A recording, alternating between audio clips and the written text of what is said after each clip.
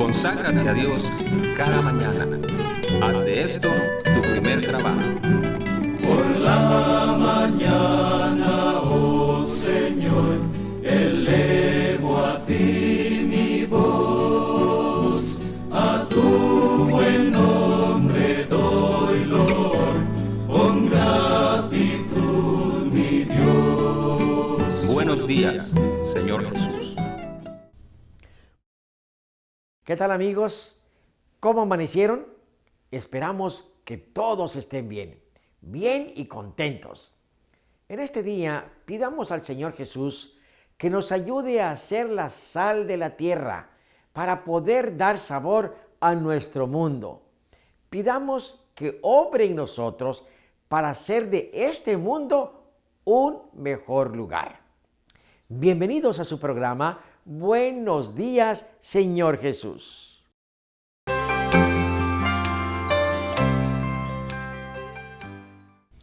Ya estamos entrando en otoño y las temperaturas del verano disminuyen.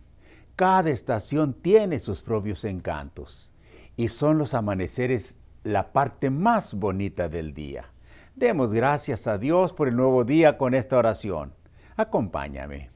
Gracias, Señor, por este lindo día. Muchas gracias por la frescura que nos envuelve. Mantén cerca de nosotros tu Santo Espíritu, que nos dé consuelo y fortaleza para resistir pruebas y tentaciones.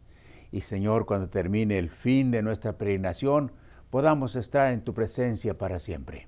Por Cristo lo pedimos. Amén. Vamos al Salmo 146, 4. Que dice, pues sale su aliento y vuelve a la tierra. En ese mismo día perecen sus pensamientos.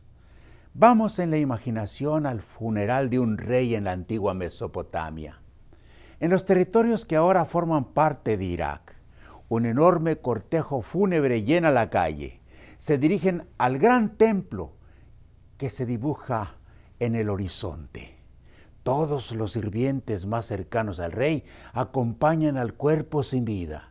Cada uno de ellos lleva en su mano una copa de oro primorosamente decorada con figuras que representan los ciclos de la vida, las cosechas, el ganado y las excursiones de cacería. Todos saben que esas copas contienen veneno.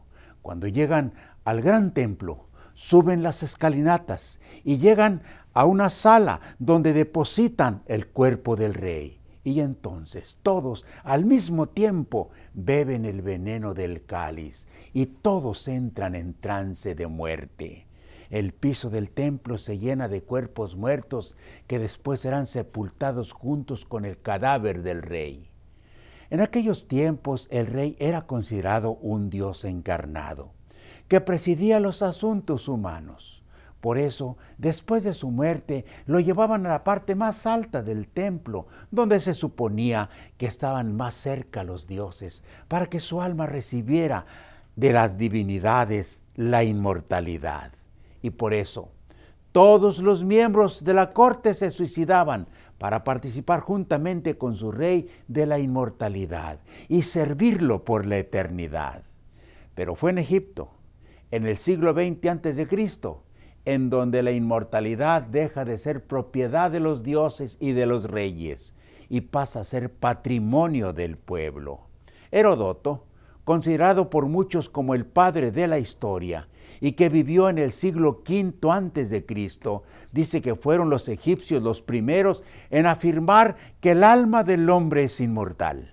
Los egipcios tenían un libro de los muertos, que eran recopilaciones de antiguos textos funerarios y de rituales en donde decían qué se debía hacer para que el alma del muerto pudiera entrar en la vida eterna.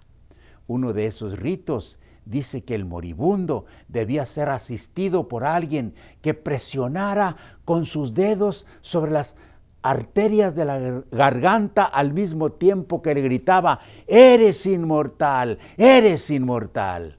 En el siglo IV a.C., Zoroastro, un poeta persa, enseñó que después de muerto, el alma se presenta a una divinidad para ser juzgada. Si pasaba el juicio, entraba en el cielo, en donde viviría por la eternidad con los dioses y disfrutaría de una dicha sin fin. Pero si había vivido mal, el alma era arrojada al infierno, donde le servían un banquete asqueroso, compuesto de veneno de serpientes y escorpiones y carnes en estado de putrefacción. De allí el alma saldría para reencontrarse con el cuerpo cuando llegara el juicio final.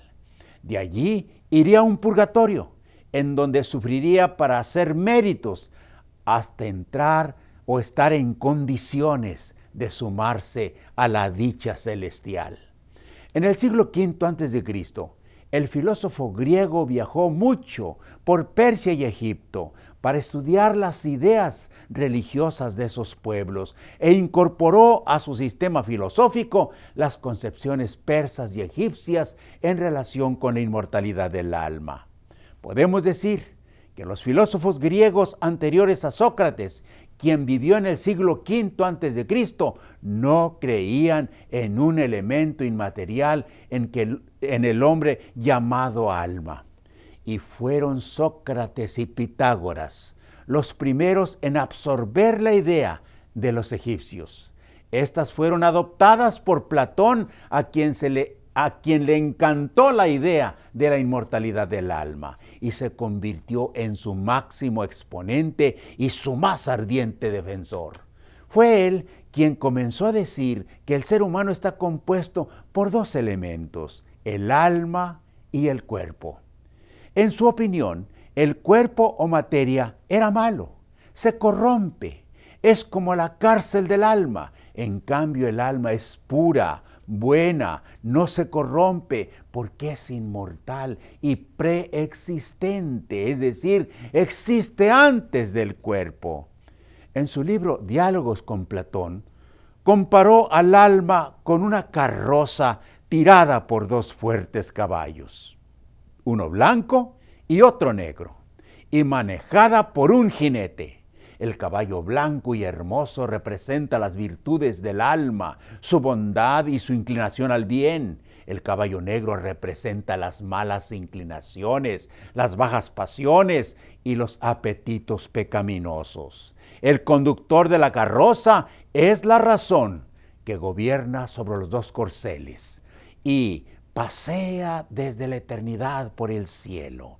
Pero si el caballo negro se desboca y vuelca el carro, el alma cae del cielo y tiene que encarnarse para volver allá, si es que vive bien mientras que estuvo en la tierra.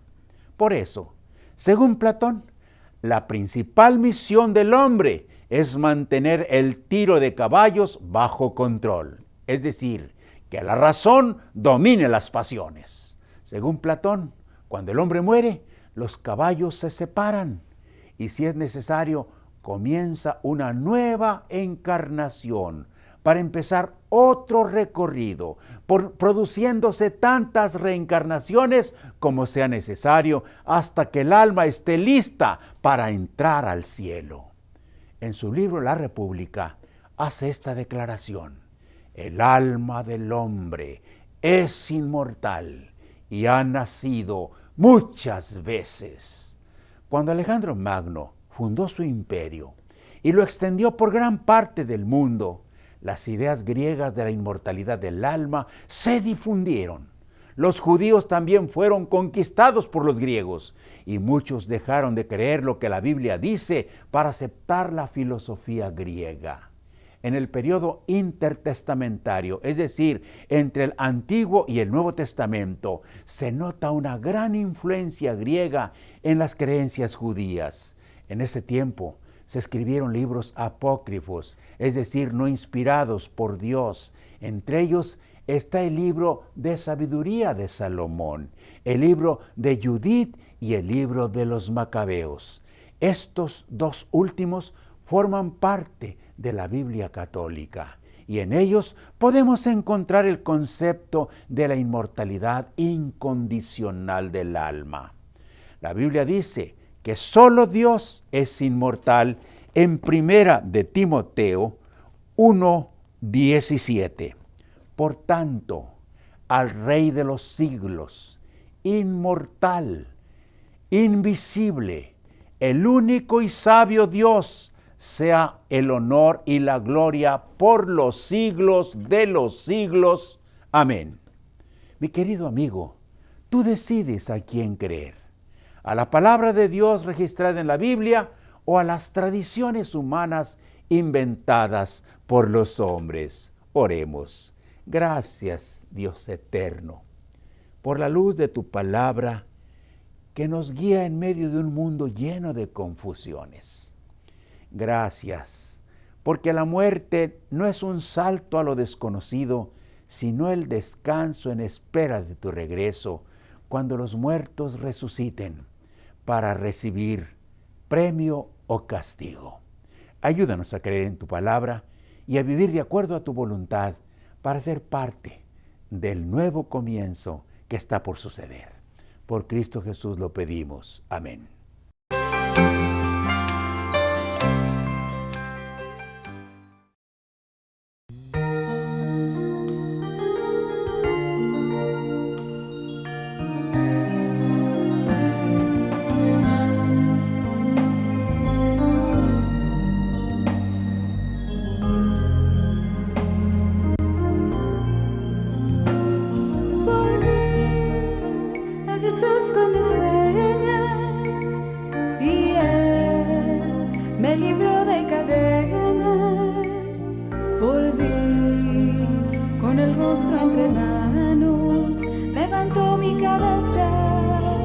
Quitó mi pecado, volví como cada mañana, confiado porque sé que me ama y que con su manto perfecto quitará mis defectos, por eso volví. Mi Jesús, mi Salvador, mi devoción es solo tuya. Mi Jesús, mi Salvador, a ti entrego hoy mi corazón.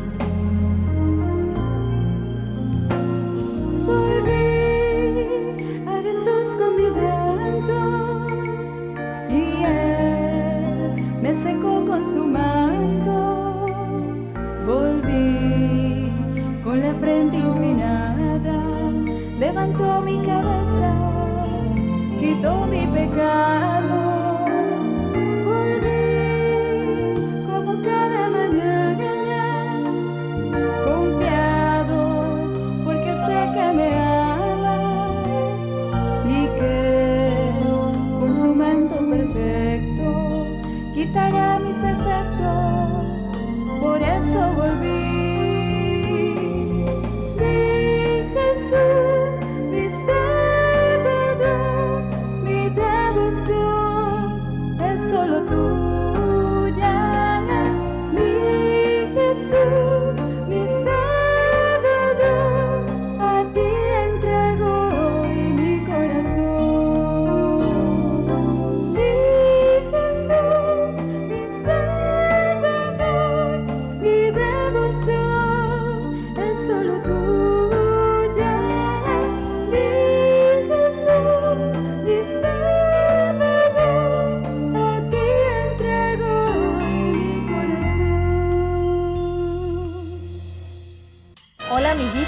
Buenos días, les damos una bienvenida al Rincón Infantil de Buenos Días, Señor Jesús. Saludamos a los amiguitos que nos están viendo en casa. Hola chicos. ¿Se acuerdan que la otra historia que les conté era acerca de David cuando venció al gigante Goliat? Bueno, después que esto sucedió, llevaron a David ante el rey Saúl nuevamente Y el rey Saúl estaba muy contento de verlo, lo felicitó por todo lo que había hecho y le pusieron a David un manto real. ¿Saben quién estaba ahí en el palacio? Jonatán. Jonatán había conocido a David y se habían conocido cuando eran niños. Y se habían llevado muy bien de niños, pero ahora estaba contento Jonatán de ver a David nuevamente. Así que se sacó su manto real. Jonatán era el hijo de Saúl, del rey Saúl. Se sacó su manto real y se lo puso a David. Era una señal de afecto y de admiración por lo que David había hecho. Así que todo era alegría en el palacio y Saúl empezó a darse cuenta que David estaba teniendo mucha fama con esto que había hecho, venciendo al gigante Goliat. Finalmente, cuando llegaron a sus casas y todo el ejército se fue de donde había estado enfrentando a los filisteos, se regresaron a sus casas y todo el pueblo ya sabía lo que David había hecho. Estaban felices y lo recibían con aplausos y con gritos y le daban la bienvenida.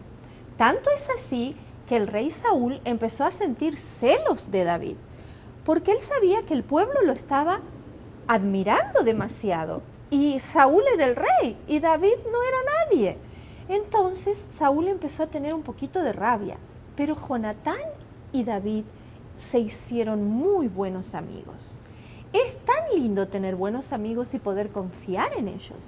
Jonatán y David eran muy, muy buenos amigos. Se querían muchísimo y querían siempre estar juntos para conversar. Pero David se estaba dando cuenta que Saúl no lo estaba queriendo demasiado. Un día lo invitaron a David a tocar música para el rey y a cantar para el rey. Pero en ese momento Saúl se enojó muchísimo. Él sabía que David iba a ser el próximo rey de Israel y eso le daba mucha rabia. Así que tan enojado estaba Saúl que mientras David estaba tocando su arpa y cantando, le tiró una lanza. Y David se hizo para un costado, de tal manera que la lanza no lo alcanzó. Pero David se quedó muy preocupado también y cuando se encontró con Jonatán, le dijo, ¿tú no sabes qué es lo que le he hecho a tu padre para que me quiera matar? Y Jonatán le dijo, ¿pero por qué está pasando esto? Bueno, eso es lo que pasa, le dijo David. Y yo estoy muy preocupado. Entonces hicieron un plan. Jonatán le dijo, yo voy a averiguar con mi papá, con el rey, a ver qué es lo que está pasando y te voy a dar una señal. Si él realmente te quiere matar, vamos a hacer un plan para que te vayas a esconder lejos, a un lugar seguro y mi padre no te encuentre. Y eso hicieron un trato. Entonces David se fue lejos a un lugar, lejos de la ciudad y se escondió tras unos arbustos. Estaba por ahí escondido David y entonces Jonatán fue con un arco y flechas y con un muchachito que iba, supuestamente cuando Jonatán tirara las flechas, el muchachito iba a ir a buscarlas y las iba a recoger. Y eso hicieron. Jonatán empezó a tirar las saetas, las flechas, que salieron disparadas lejos, lejos, lejos. Entonces le dijo al muchachito, anda y recoge todas las que encuentres. Y eso fue lo que pasó. Una de las flechas cayó cerca de donde David estaba escondido detrás de unos arbustitos.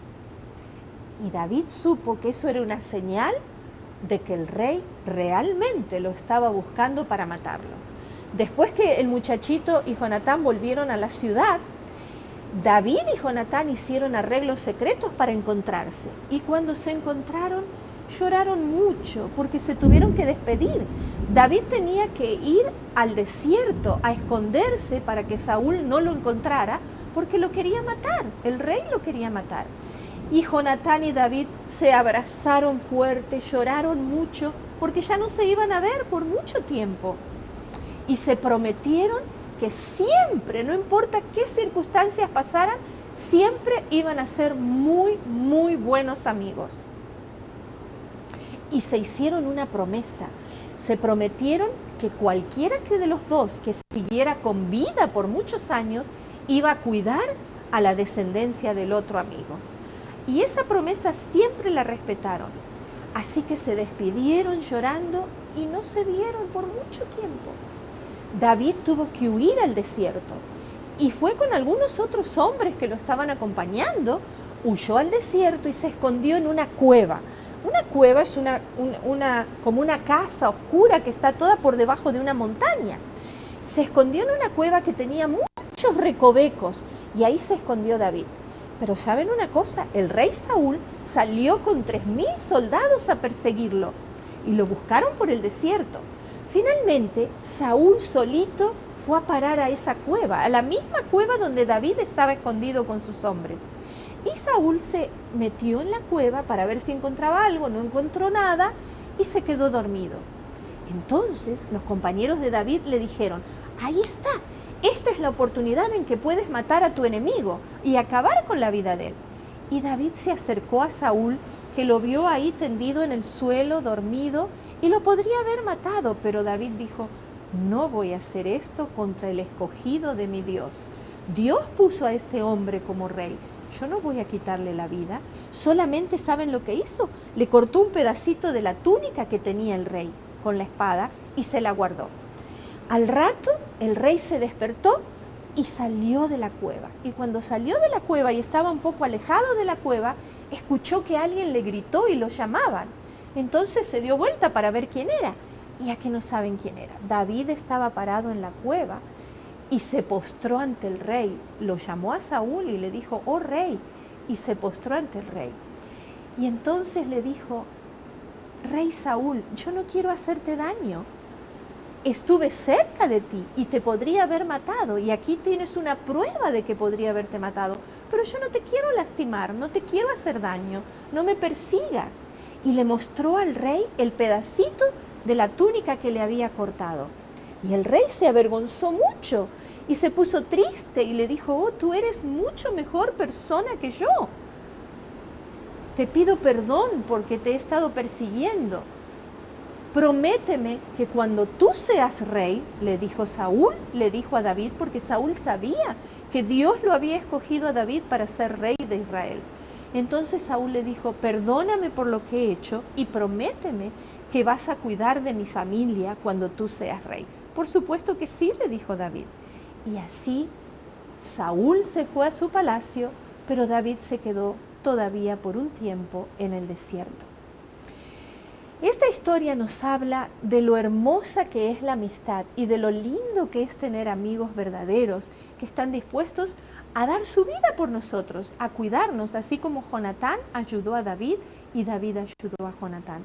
Los dos se querían muchísimo y fueron muy buenos amigos. Ojalá que ustedes, amiguitos, también puedan encontrar buenos amigos con quienes se lleven bien y se puedan querer mucho. Vamos a despedirnos hasta la próxima historia y saludamos también a los amiguitos que nos ven en casa. Hasta la próxima, chicos.